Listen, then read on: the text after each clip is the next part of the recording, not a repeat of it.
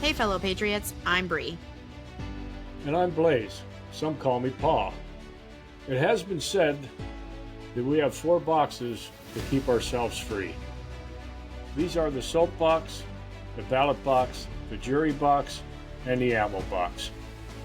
And we are the 4th box. We are here to arm you with enough information, resources, and skills to take back your freedom, increase your self-sufficiency, and inspire you to join in the fight against tyranny.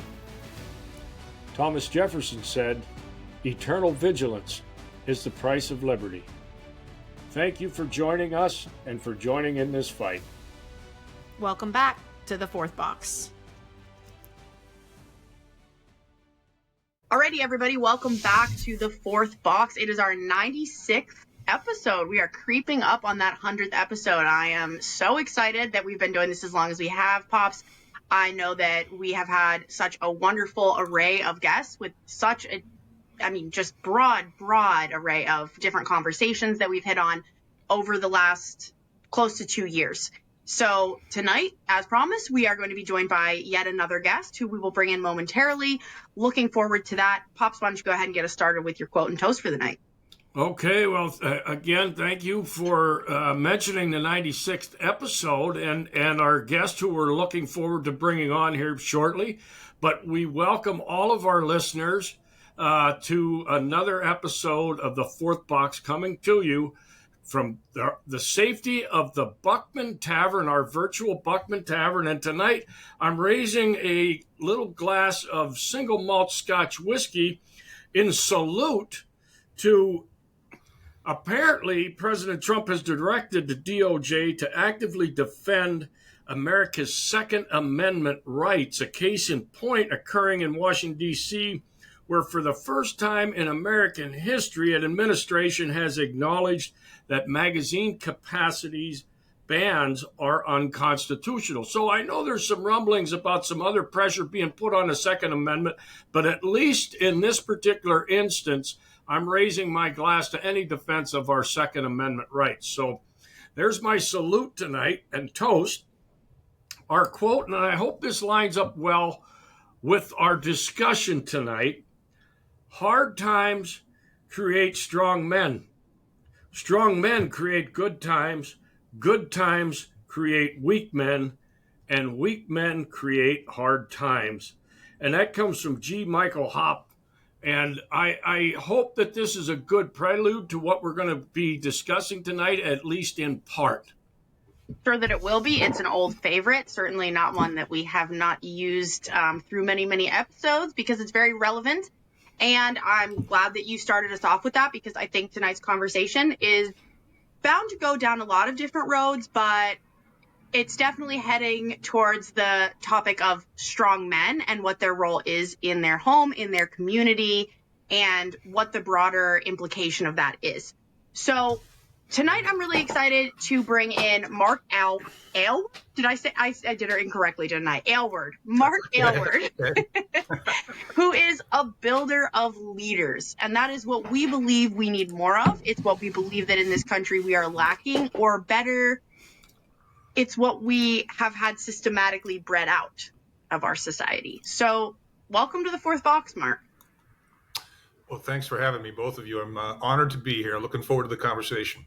Awesome. So I know that we're going to have questions as we go, but why don't you just get us started by telling us who you are, what you do, and why you started down the road that you're on today?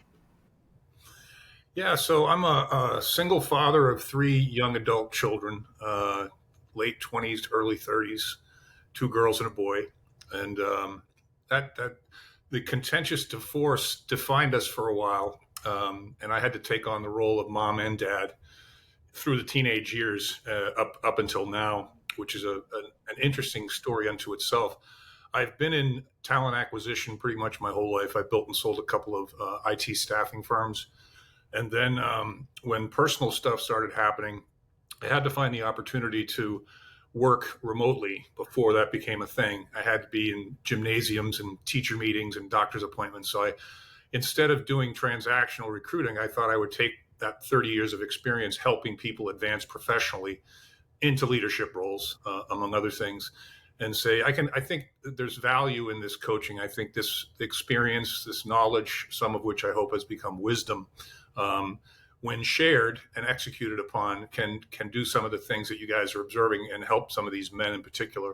Not that I just help men, but become leaders. Because I think, and so I'm a coach now in the leadership and professional development space, and specifically starting to focus on helping men who have been successful but have been hit with adversity or hardship rebuild their confidence, because that's what I had to do, a little phoenix rising from the ashes stuff, So I've got all kinds of opinions on leadership, and so we can go anywhere you want. I think there's a dearth of leaders in this world. I think there's a lot of people that have titles and are in positions of authority, but they're not leaders.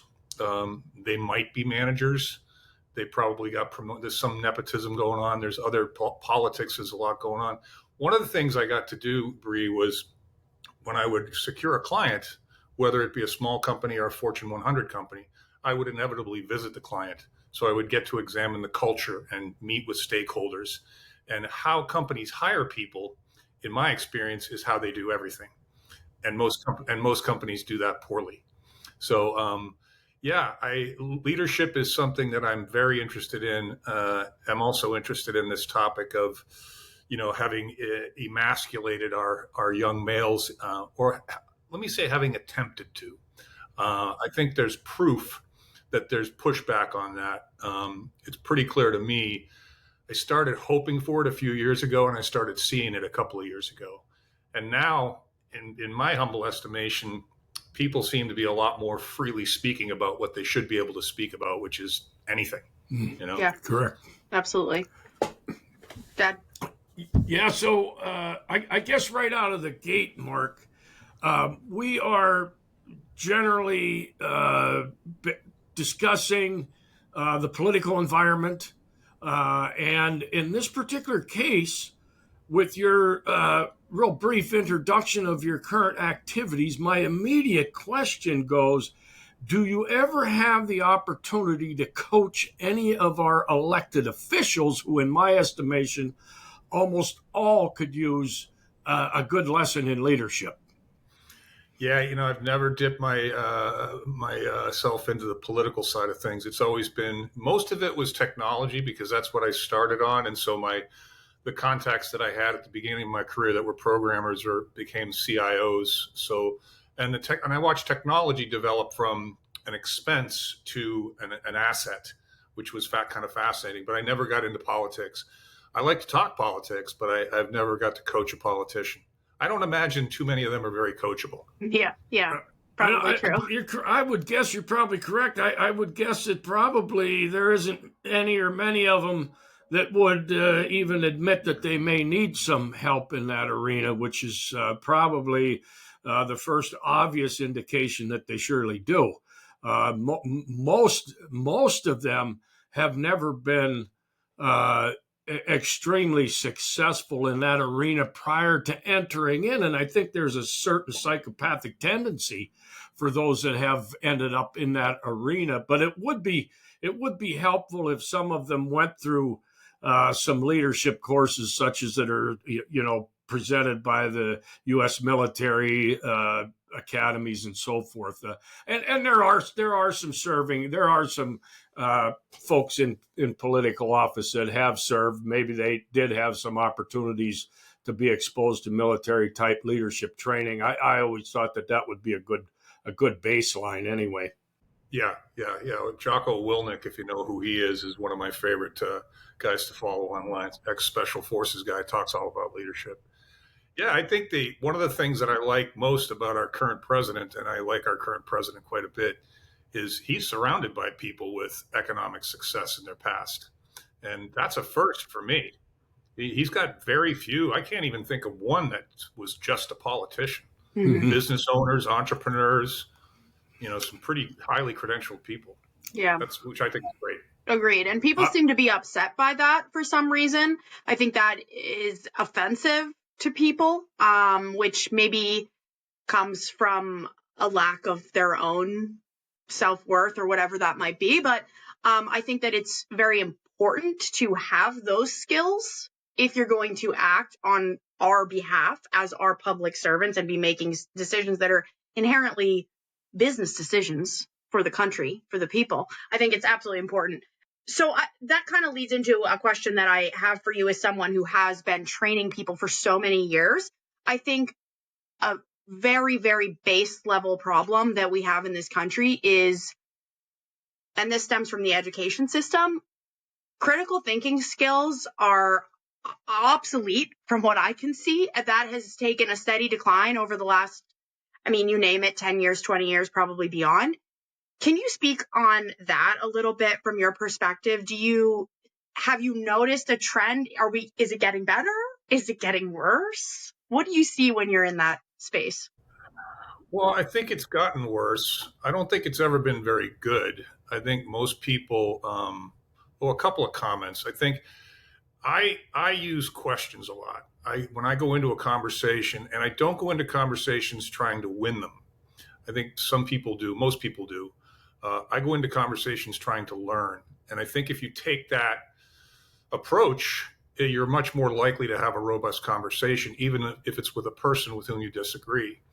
And I think that, I always end up bringing my ex-wife back into things because she was an example of how not to communicate. But when I talk to people that don't have the facts to support their position and they're emoting, I find that there are three options as I press into, well, tell me what you know that supports that position. Tell me the facts behind that position, because I'm very interested in hearing what those might be.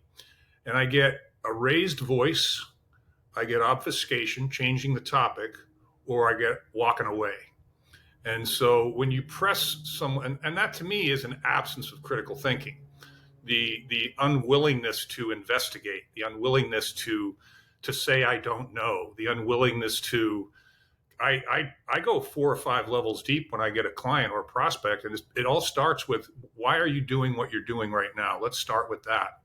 And most people can't even answer that question. Yeah. They don't know, or they forgot. And then, what do you do? Well, I'm an office manager. Well, what does that mean? How big is the office? How many people are you responsible for? And all that is, to me, is context. It's what the mainstream media stopped providing us years ago was, I'll show you this 1-minute clip, but I'm not going to show you what happened before, and I'm not going to show you what happened after, and I'm not going to tell you who these people are or why they're there. You're just going to interpret this. This is how we're interpreting it, and that's all you get. And so I think it goes back to the root, which is go into conversations trying to learn, understand that everything of value is worthy of investigation, and that because you feel strongly emotionally about something doesn't mean it's true, right? We need to talk more. And I think that people are also, I see this in corporate America all the time, from the bottom up and the top down, not just the bottom up. People go into meetings and they're not candid. They're in fear, and or they're nice. And I distinguish between nice and kind. Nice is kissing someone's ass. Kind is telling someone what they need to hear. So those are some thoughts I have on that topic of critical thinking. I have great conversations with my kids because I treated them like they were adults when they were kids. I treated them with respect, and I demanded respect from them. Another thing I see way too much is children making the rules. Like, what's up with that? That's a no-win situation. But yeah, communication has been a large part of what I've done, and obviously the other side of that is listening. So I was taught at a young age, when you've made the sale, shut up, right?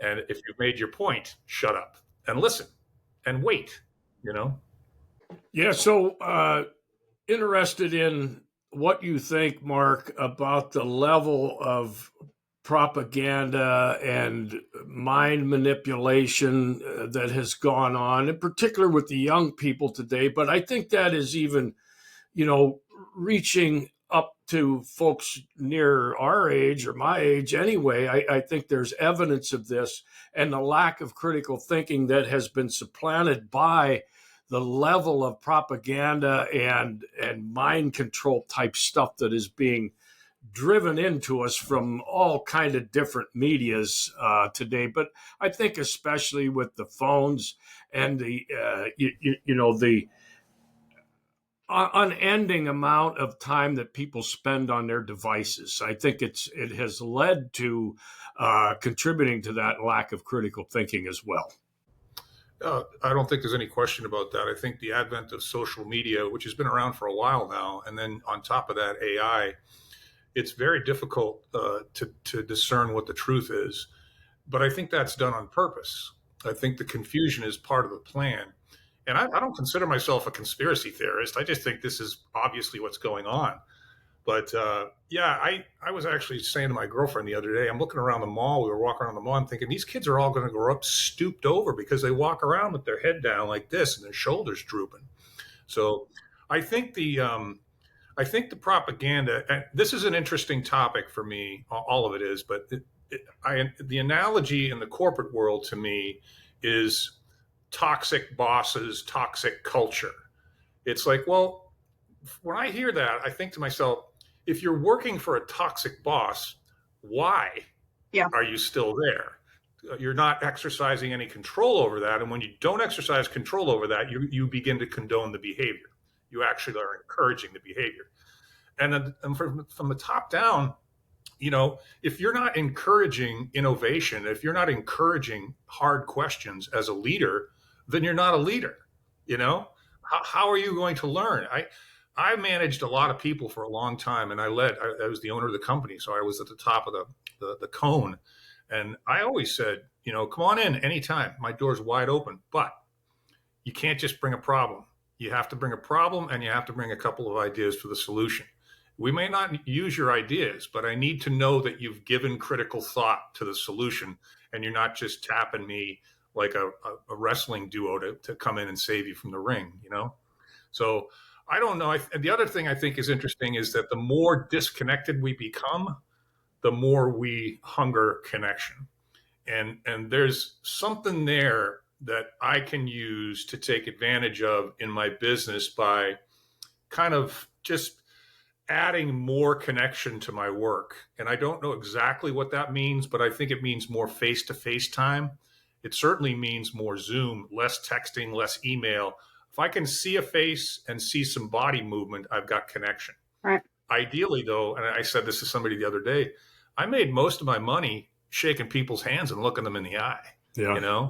So those are some of my thoughts. That was, if I could jump in for a second on that. One of the things that was most troubling to me, having been a business owner through the COVID years, was it seemed like there was a rush. And Zoom was okay, and Teams, I'd rather be at somebody's door in somebody's office or have them at mine.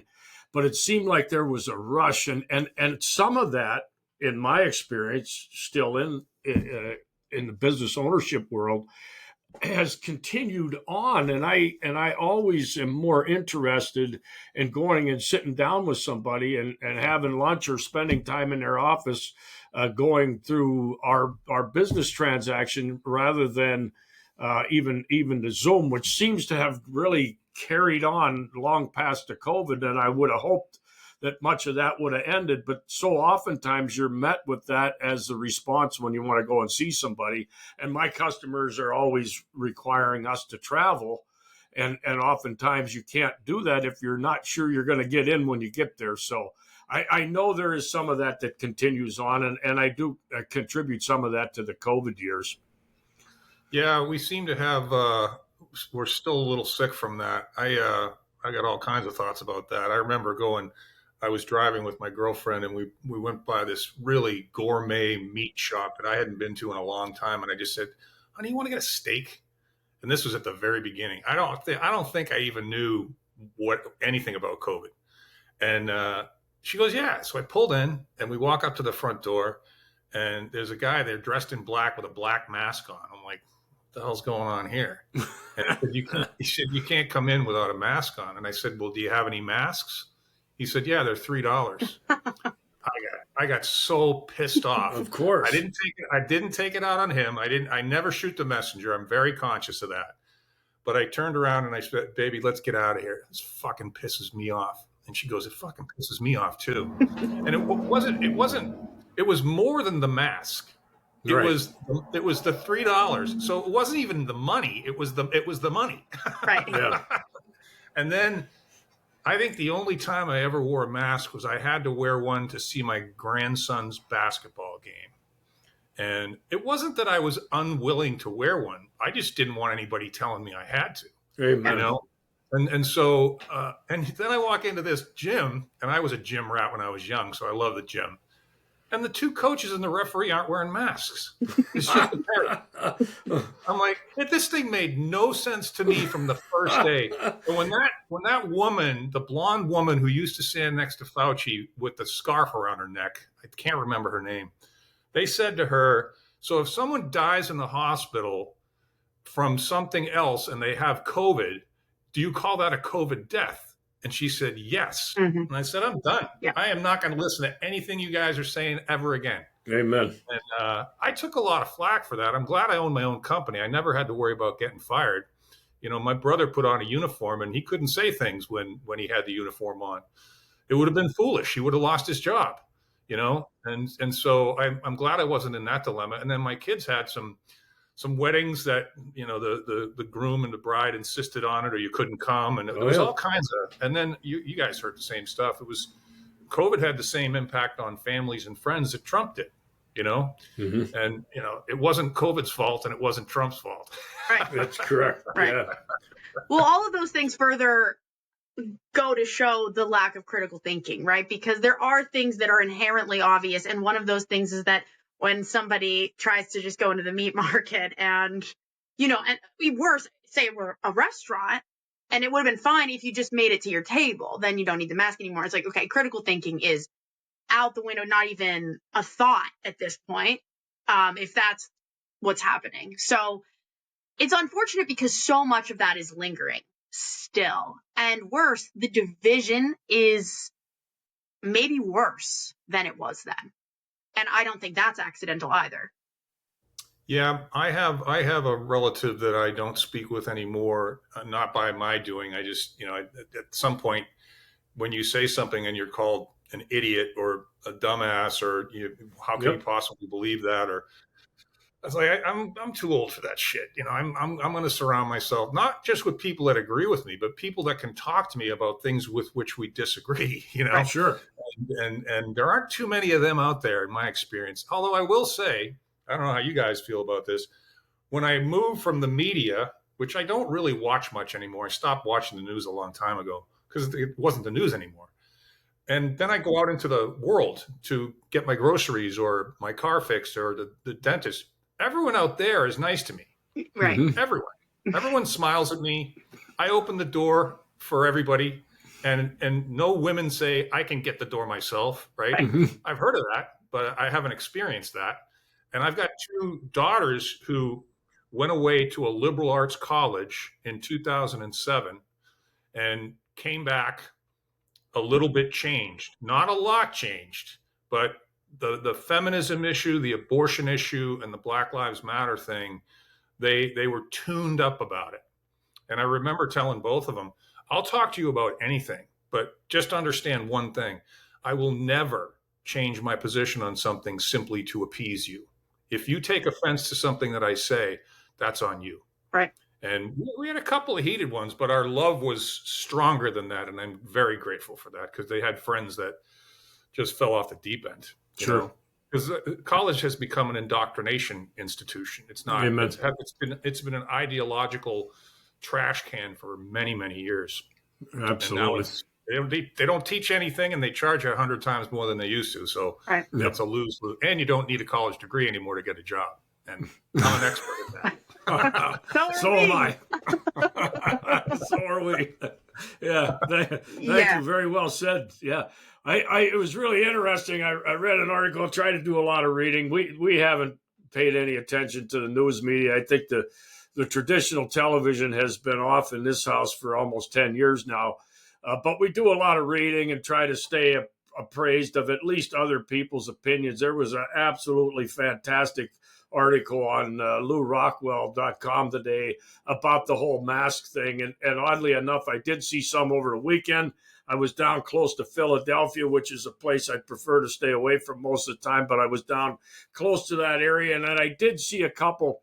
And the gist of this article today was, for those that are still wearing masks, you ought to, because you ought to be ashamed of what you did to everybody else and what you went along with, was kind of the crux of the whole thing. And I thought, amen to that. I really supported that whole notion. But Bree, if you didn't have another question, I wanted to talk to Mark. I think somewhere in some of the information we read, maybe about your background and that, we did see that you are constitutionally leaning, and we are very much constitutionally based here at this podcast. I used to teach the Constitution in the local high school, at least for Brianna's class and her younger sister's class, before some dissenters locally made a big fuss because they viewed it as a right-wing thing, presenting the value of the Constitution. But I wanted to see, how do you impart that, or is that anything that you bring into any of your discussions about leadership and about being a strong leader? I looked at some of your stuff and I thought, gosh, I hope they're not expecting a constitutional scholar, because I'm certainly not that. but I can't honestly say that I bring it in under the umbrella of the Constitution or constitutionality, but I certainly am a proponent of free speech. I found it fascinating what happened in the stand-up comedic world. They were so confused for so long because all these guys that profess to be liberal never had anybody tell them they couldn't say that before, and that was very interesting. So freedom of speech. I'm a big gun guy. I don't own guns. My brother owns quite a few, and I've shot quite a few of them. And one of the most interesting things that I heard about guns, neither side or the other, I was waiting with a police officer because my ex had done something that required me to call a police officer, and more than once. And we were just shooting the shit, and I was asking him about guns. And whenever I meet a police officer or a military person, I always thank them for their service, and I always pick their brains, because I find that we don't understand the lives they live. We just don't, unless we've been one. But I said, I'll tell you this, Mark, my wife has asked me on more than one occasion if she can get a gun. And I said, I will get you a gun when you look me in the eye and tell me that you can kill someone with this gun if you need to. Because if you can't, they're going to turn it on you. And I thought that was very interesting. It's not a constitutional discussion, but I think most of the people in my experience that complain about guns have no idea what guns are. They don't know anything about them. They don't know how to use them. They've never shot one. They don't own one. They certainly don't know how to take them apart and clean them. They don't know which guns are used for what purpose. They misuse the names of guns, And I don't understand how they don't understand that if you make it difficult for good people to get guns, the only people with guns will be bad people. And my brother is far more versed on the Constitution. He's a ex-military fighter pilot, and he walked in. I won't use the name of his former employer, but he was with a bunch of his fellow pilots in a restaurant that they all used to go to in the city that they were headquartered in. And one day, I think it was a chicken wing place or something. They'd go get beers and wings and burgers. And they went one day, and there was a sign up on the door saying that this is a gun-safe zone. You're not allowed to bring guns in here anymore. And my brother said, "Hang on a second. I'm going to go in and talk to this guy for a second. I'll be right back." Because most of these guys are ex-military guys. They're ex-fighter pilots. And he walked up to the manager. He said, "I just want to tell you, this particular organization of mine that has been loyal clients of yours for years, to the tune of millions probably of dollars, you'll never see any of us again until that sign comes down, because we're not going to put ourselves in a defenseless position like that.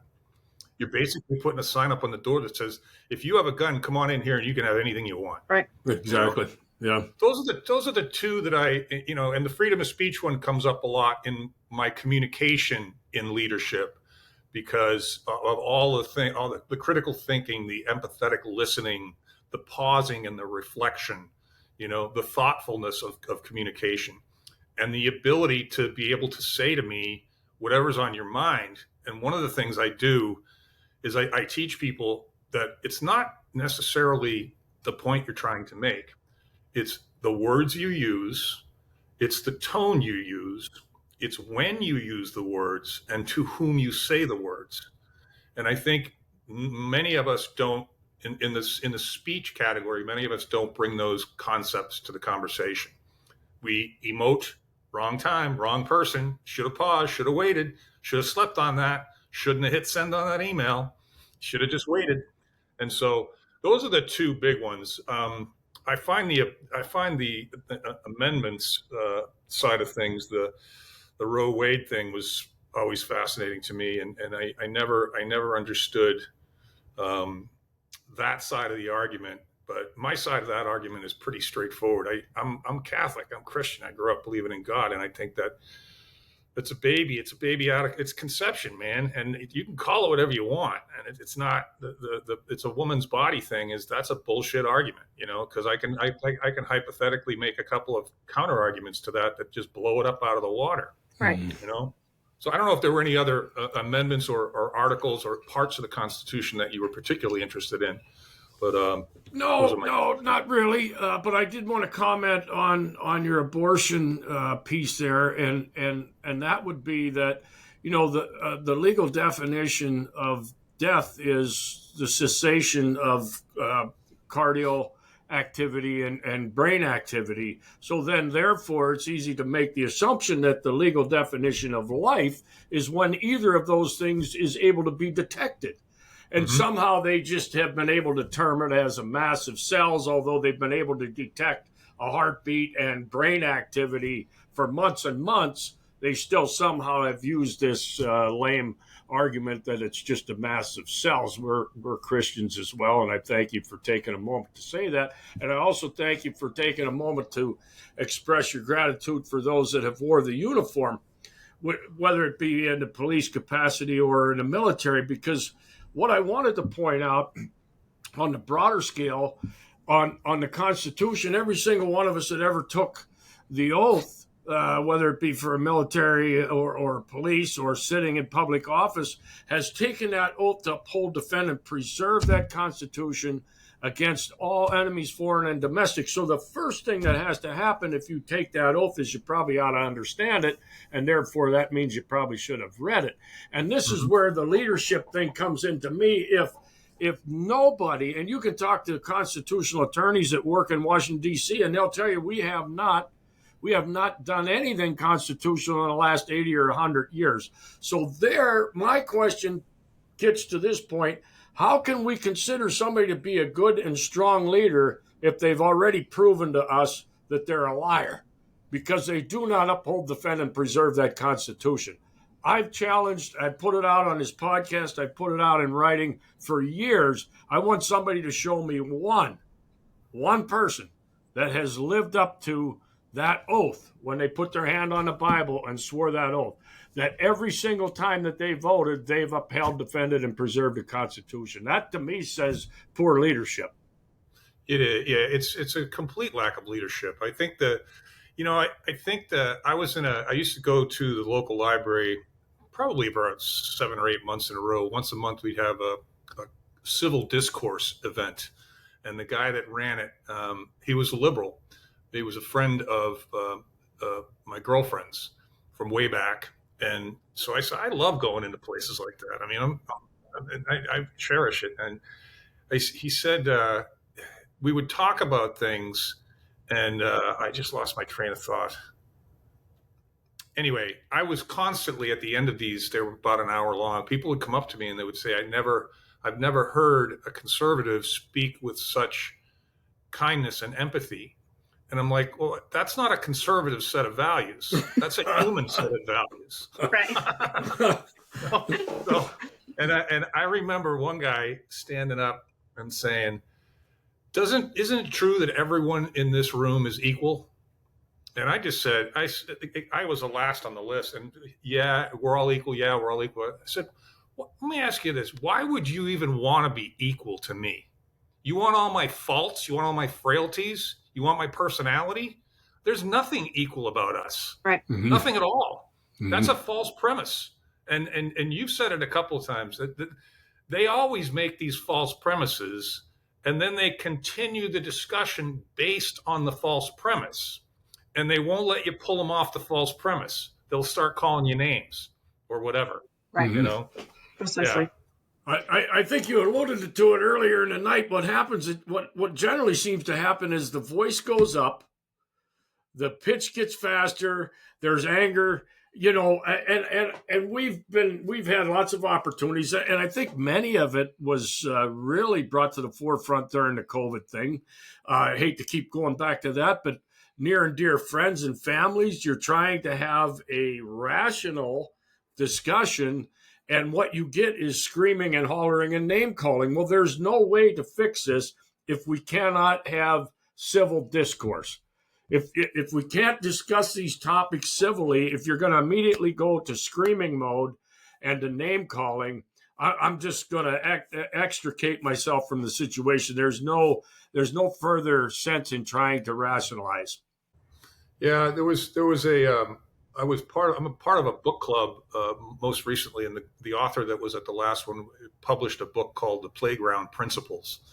And I won't mention his name because I haven't gotten permission from him to mention his name. I'm sure he wouldn't mind, but just out of respect. But it was this contention that of our generation. I'm 64, so I'm not, both of you are different ages, obviously, but I grew up in a time when we spent a lot of time on the playground.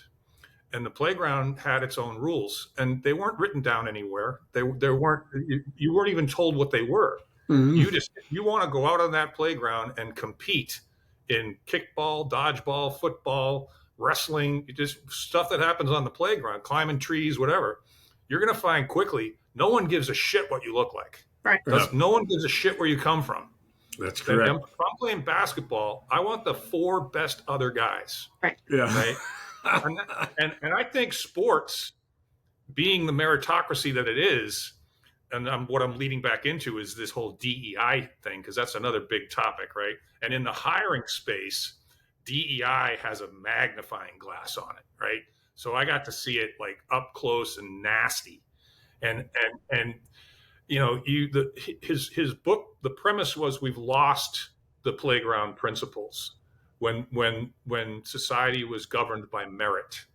Yep. And it's a shame that we've lost them. And then he goes in and tells some stories. It's a very well done book. It's a short read.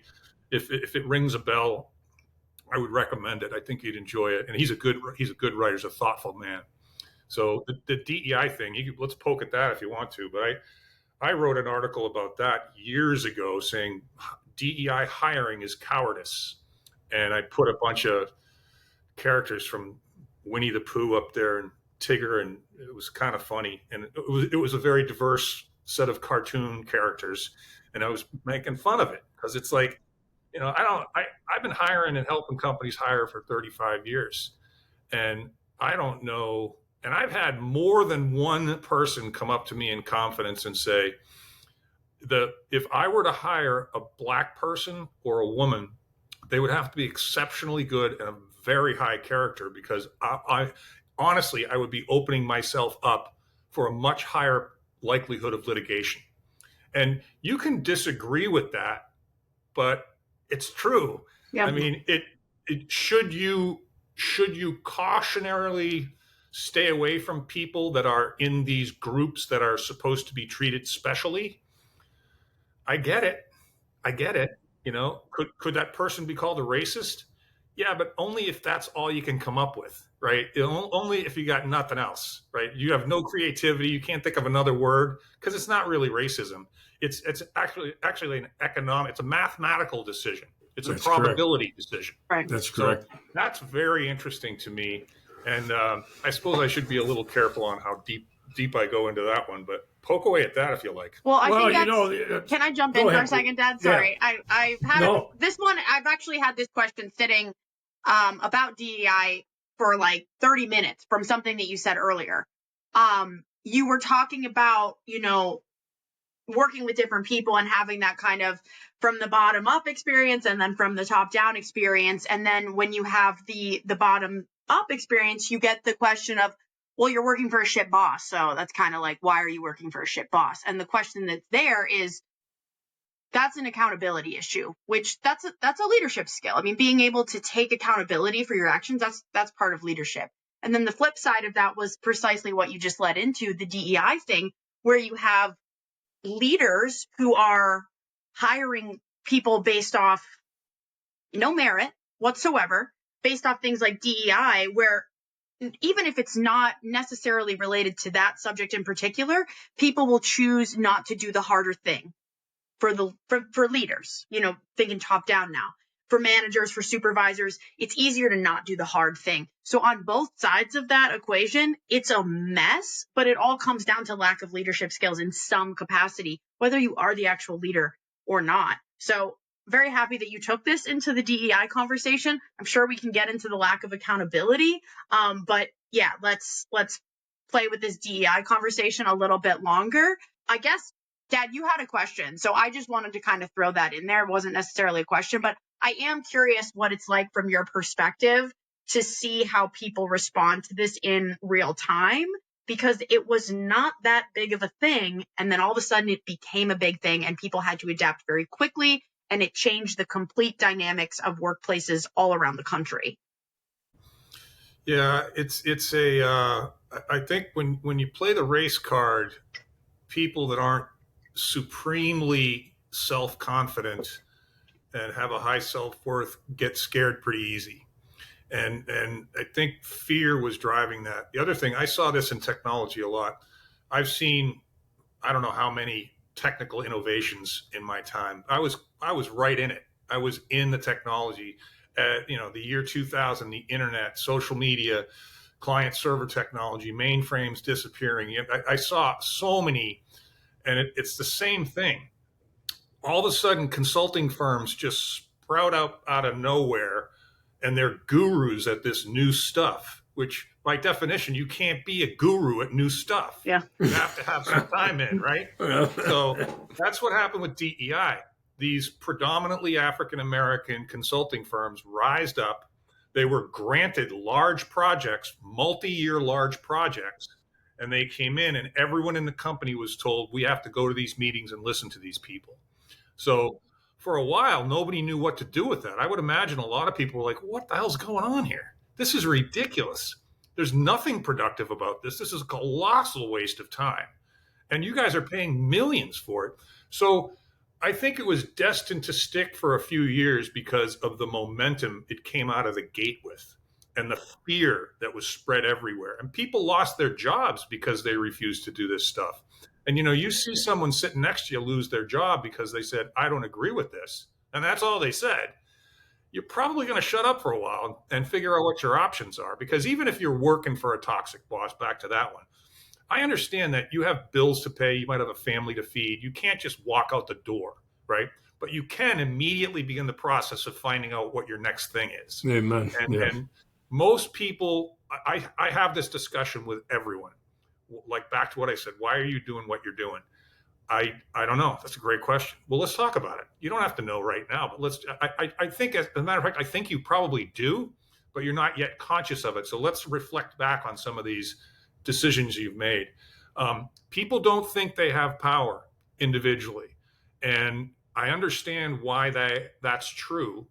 I can't empathize with that because I've never been treated disrespectfully without addressing it ever by anyone, including my children who maybe did it once and never did it again. Because I treat people with respect, and I give people respect until they prove to me they don't deserve it. Right? I lead with that. You can have my trust. My father has a saying, if you're not getting taken advantage of every once in a while, you're not being nice enough to people. And that's one of my favorite sayings, So yeah, the DEI thing, I think it's gone. I mean, I think that, they were getting people on tape saying things about race, and they were getting people just pulling these race cards out. It's just, to me, if there are people around like, Ben Carson and Larry Elder and Thomas Sowell, then there's no racism. You guys are making this shit up. It's like, are there racists? Of course. There are also rapists and pedophiles and terrorists and assholes. And I think, generally speaking, I don't have any data to back this, but I've heard it so many times. It's 3% of the population of any institution. Like the Catholic Church and the pedophile thing, which I thought was disgusting and horrible, and talk about a lack of leadership, a lack of accountability. But there's 3% of the priests in the Catholic Church are pedophiles. There's 3% of human beings, men in society, that are pedophiles. So if you're gonna say one of those things, I think you have to say both. Otherwise, you're misleading people. A little bit of a tangent there. No, we like great. those. Yeah. Well, one of the quotes that we often close with, or we've used on this podcast for years and years, and while you were talking there, it just jumped right into my, is you get what you tolerate. And it's been stated by many different people, and that's in any part of your life, you get what you tolerate. And if you're going to tolerate it without standing up and defending yourself and your position, it's only going to continue to get worse. But you really loaded my magazine with some of the things you were talking about. And the DEI thing, to me, really is a natural progression of creating this dependency class, which of course was done.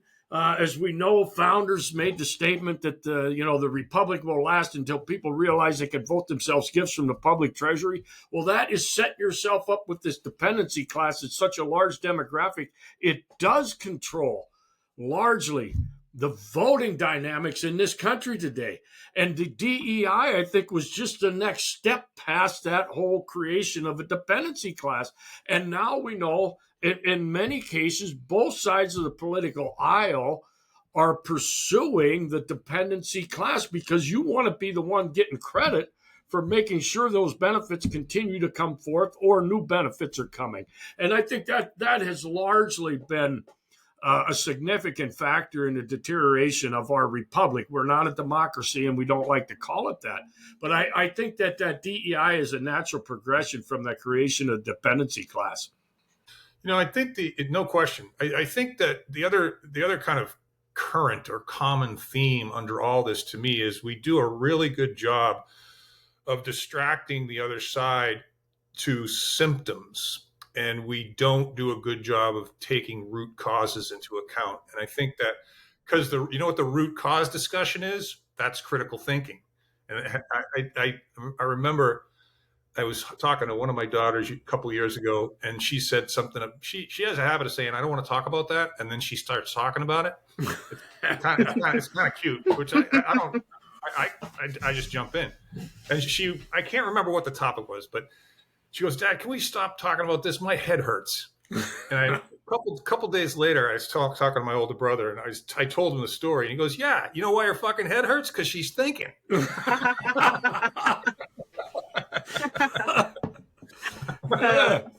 Well, I mean, we dance around the root causes all the time. We just do it all the time.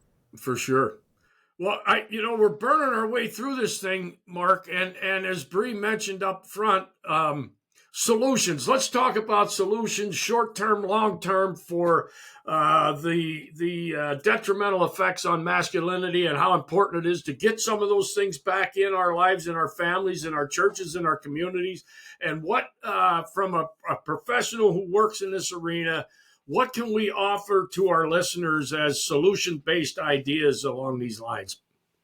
Yeah, it's a great question, and I don't know that I have the answer. It's a big answer. It requires a lot more thought on my part. My part in this is bringing a level of consistency to my communication. I think if you go anywhere online and look about me talking about masculinity or leadership or men, you're going to hear the same message everywhere. And you're going to hear the same message on the podcast. You're going to hear the same message because I have a podcast called the Imperfect Mens Club I do with a buddy of mine. And I think that, and people like me, people like you, we have to continue to step up. It's why I went to these civil discourse discussions, because I'm like, I'm not going to let just a bunch of liberals go into a room and come to decisions on anything. I'm going to voice my opinion. And I think that my children are spreading that word as well. Both of my daughters now are in relationships that are a couple of years long, and I've seen them struggle with, and this might sound arrogant, but they're looking for someone like me, but I'm too masculine for them. And so, but then they'll say, but Dad, you're very empathetic. And I think it's because you are also our mom. And I said, that's probably a valid point, but I'm not the only empathetic man out there. Of course. Mm-hmm. So when I said you should find a military guy, they both went, no freaking way. I don't want to be controlled. I'm like, well, that's the other end of the mirror. How about disciplined? How about responsible? How about accountable? How about brave? How about a protector? And I just think we have to keep having the conversation. And when we're given the opportunity, we have to speak up. And that's what I do. And I can tell you guys do it too. So I feel like I started saying this in Trump's first term earlier than everybody. I think the ship is turning. I think this bombastic, obnoxious, incredibly capable guy is pushing back on all this stuff. And reflecting on his first term, I just think he didn't know what he was doing yet. He didn't know the people. He didn't know Washington politics. Second time around, I think Biden was a blessing because he made that side look so bad. And then just bring Kamala around the corner, it gets worse, right? But people that were in the middle, the people that they didn't know what to do, they didn't like Trump, they didn't hate him. It wasn't Trump derangement syndrome, but they might have been liberal their whole lives, and now they were confused. And they started to feel like if I speak up about my opinion, I'm going to be ostracized. Well, those people are now comfortable talking. That's my opinion. So I think that we need to encourage those people, the people in the middle, because I never cared about any personality of any president. It's irrelevant to me, right? Exactly. I want to know what policies are you most likely to execute on, and what values do you have, and how many of them are consistent with my values. And I don't agree with Trump about everything. Who would? Of course. Yeah, of course. Mm-hmm. But I think it's amazing to me. I think he's a phenomenal leader. I think he's an absolutely phenomenal leader. And I think his capability, the breadth and depth with which he can navigate issues that are beyond most people's scope of even perception, multiple wars, diseases, crime, race baiting, DEI, immigration, guns. I mean, most people can't have a good conversation about one of those things. He's deploying policy around all of them, Yeah. So back to your question, I just think we just got to keep talking about it and don't, if a woman says to me, I don't want you to open the door for me, I can get that myself. I'm like, go for it, honey. Yeah. That's just going to piss her off. Right. Yeah. Right. For sure. So can you tell us a little bit? I mean, we really didn't even get into like 7 pillars, the work that you do there. Can you tell us about that? Yeah, I suppose the most appropriate way to do that is I established that name almost 10 years ago with a particular mission in mind with a partner. And we went our separate ways amicably. And then that mission became less of where I wanted to go. So it's all been coaching. It's all one-on-one coaching. I'm exchanging time for money while I'm working on how to scale that wisdom base without diminishing the quality of the delivery. And I'm struggling with that. And maybe I'm just being a bit stubborn, but it's all, and it's navigated from helping everyone, because what I do can help most everyone. But you can't market to everyone. You can't message to everyone. So I had to pick a slice of that. And I picked middle-aged men who had been shaken by life and were interested in getting back to success and self-worth and getting rid of shame. And because we attach ourselves to our jobs sometimes, most of the time. And when that goes south, or a marriage in my case, or a health problem, or any number of things, I just thought, that's my story. I can tell it very well. I can empathize with that story. I can be best in service to other people if I focus my energy there. And then as that scales, I'll start reaching out to a broader audience, because messaging becomes less of an issue as you reach momentum in that pursuit, if that makes sense. Yeah, no, absolutely. Yeah. Thank you for sharing that. So Thanks for asking. Yeah, absolutely. We'll definitely share the link to that and to your podcast in our show notes. But another question that I had for you before we wrap this all up in relation to that is that we really believe that America is in swift decline, and it is so easy to talk about the problems. Look at all the problems that we talked about tonight in, 50 minutes. Like, we've covered a lot of them, actually. It's harder to talk about solutions, but trying to help people become leaders in their home, in their community, in their church is a solution that is much more powerful than people give it credit for. And you said it earlier, people fail to realize their power as an individual. And it's actually where all of the power is. And if we're going to see this fight through, if we're going to come out on the other end of this as a country, it requires the individual to be engaged, to be informed, to be a leader, to be able to speak up, to speak out, like you said. So if you could write a recipe for a perfect leader, what ingredients would you put in? Well, I think, I don't know if I can rank them. I don't know if there's an order to them. Perhaps there is. The first one that comes to mind is that you have to model your values. You have to behave the way you speak. There has to be consistency with what you say and what you do. Because employees in that regard, and I don't mean, this is not a belittling statement. I mean this with all respect. There's an awful lot of analogies between being a dad and being a leader in a company. People will do what you do, not what you say, and most leaders or people in positions of authority, let me correct myself, they let their guard down with regard to that. I remember walking into my office on September 12th, and it was surreal.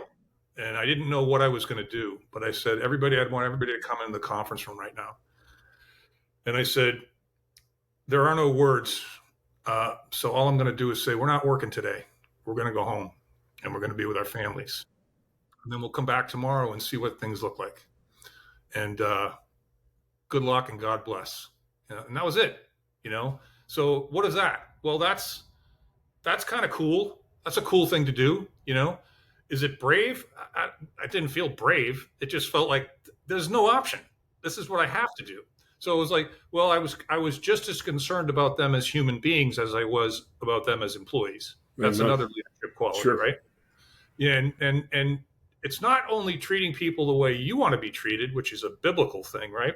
It's treating people the way they want to be treated, as long as it's within the confines of how you want to be treated, right? I'm not going to sacrifice my values to make someone feel good, right? And then I think that part of that actions and words thing is consistency, And I think good leaders are really comfortable saying, I don't know, because no one knows everything. And I used to tell people, if you're in an interview with me and everything's going fine, and I ask you a question and you say, I don't know, I'm probably going to hire you right there. Right. Yeah. So, I think that I don't think charisma is required. I think introverts can be leaders. I think maybe the most important thing, and this I've said before, you have to be willing to take the responsibility of the well-being of another human being as yours. And most people can't do that. Most people don't want to do that. I see too many good individual players promoted just because they produced, and production is not a signature of leadership. So I think that you have to say, I am responsible for the well-being of this person. I'm responsible for her family, his children, and to a degree. And I need to take that seriously. And I think if you do that, all those other things fall into place. Yeah. Great. Yeah, for sure. That's great. Yeah. I want to go back just a couple of minutes earlier when you discussed the attributes of a military man as you presented the option to your daughters. And I also wanted to comment, I also am 64. I also have 2 daughters and a son.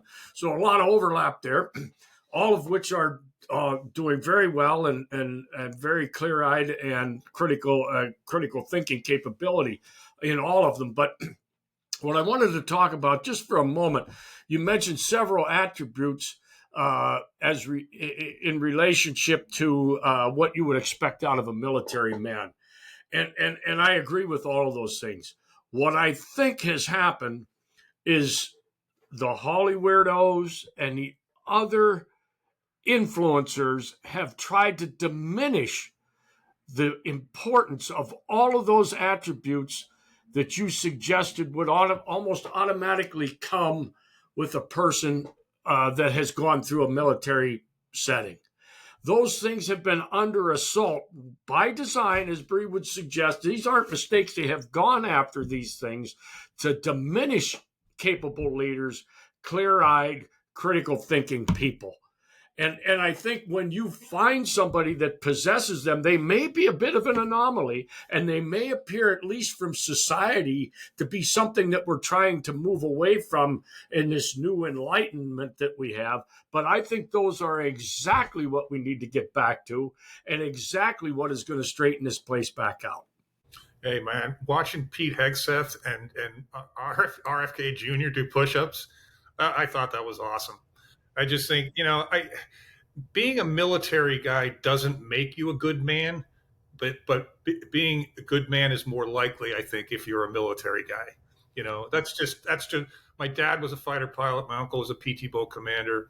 My brother was a fighter pilot. My younger brother was military intelligence, and my nephew graduated with distinction from the Naval Academy. And they're all killing life. They're just killing life. So yeah, and I think that we got the right people in charge right now, and I think that I think the decline, and I'm an optimist. I think the decline is not as severe as you might feel it is. Not that I'm right and you're wrong. You could be right and I could be wrong. I hope I'm right. Yeah. But I think we got enough people in play now. The way that our cabinet members speak to the media is awesome. It's awesome. They don't take shit from anybody, and they don't get steamrolled. They stand up for themselves. They come prepared.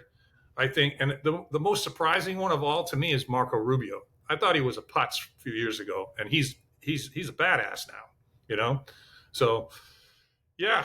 I think that's partly because he got a strong leader ahead of him. I think he's latched onto the coattails of Trump, I think. Yeah. I think that Trump has said to all of his cabinet members clearly, and talk about leadership, don't listen to the media. Don't listen to anyone. If anybody tells you something that you are concerned about, come to me and we'll talk about it. And if you're out there in the field and you make a mistake, I got your back. Okay? So go do what you know how to do. Make a good decision and we'll live with it. And when you're a leader and you do that to your troops, they start kicking ass. Yeah. You guys got me going. That's what we like. That's our goal. So Mark, before we close out, is there anything that you wanted to end on, or anything that you wanted to share? Obviously, we have your Seven Pillars website that we'll post. We have the podcast that we'll post. Anywhere else that people can find you or should look for? Yeah, my LinkedIn profile is connected to everything of mine, and I have a couple of what they call lead magnets. They're free resources, and they're good for getting the conversation going. If you're wallowing in some hardship and you're a man or whoever you might be, I have this True Purpose workbook, Find Your True Purpose workbook, and it's the self-reflection process that I bring everyone through before we take any actions at all, because no one does that. And it's much easier to do that with an objective third party prodding you along and directing the conversation. But the workbook, if one were to download it for free and took 2 or 3 hours to give it focused, honest thought, it could be a life-changing resource, because I think that most people don't ever have that conversation with themselves. The other course is a free 5-day email course called Get Your Shit Together. And it basically just starts the process of cobbling back together your confidence by taking small, consistent action over time. It's like I consider most of the good things in life like exercise. Going to the gym. You got to do reps. You got to do them consistently, and you got to do them for a long time.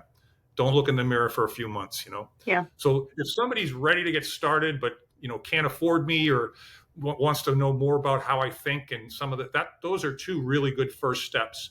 And you can get to them off my LinkedIn profile and my website. Okay.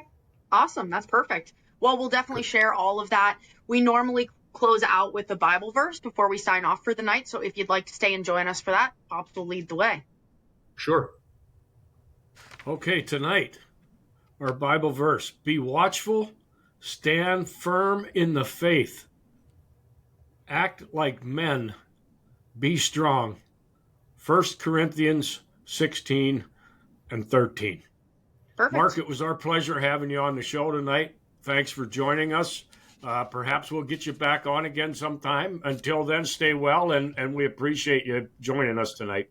Thank you both. That was a lot of fun, and I'd love to come back. So you guys be well also. Awesome. Thank you, Mark. Nice meeting you. Enjoy the rest of your evening. Okay, so I knew I would butcher his last name. I did in the beginning. That was Mark Aylward, everybody. We will get all of his links posted in the show notes. A little bit different of a conversation tonight, but we did get to touch on many of our favorite subjects. So, yeah, I think it was great. Anything from you, Pops, before we close out? I think it was great. I think it's not a subject that you spend a lot of time thinking about, but there is clearly a need for strong men and strong leaders in this world and in this country today. And I think Mark brings a very experienced and unique perspective on how to fix some of those things. So it was a great conversation.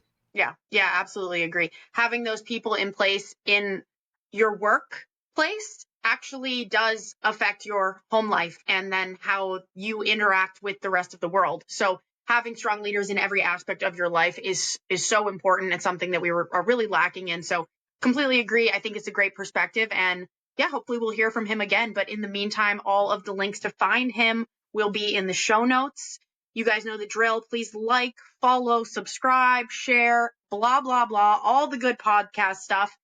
And we will be back next week with another guest. So until then, stay vigilant. Good night, everybody.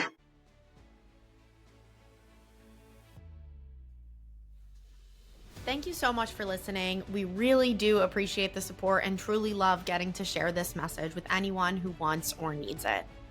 The best way for you to support the show is to subscribe, add a rating, and share with everyone you know. You can find us on Instagram, X, and at thefourthbox.com. We'll see you next Thursday at 6 p.m. Stay vigilant.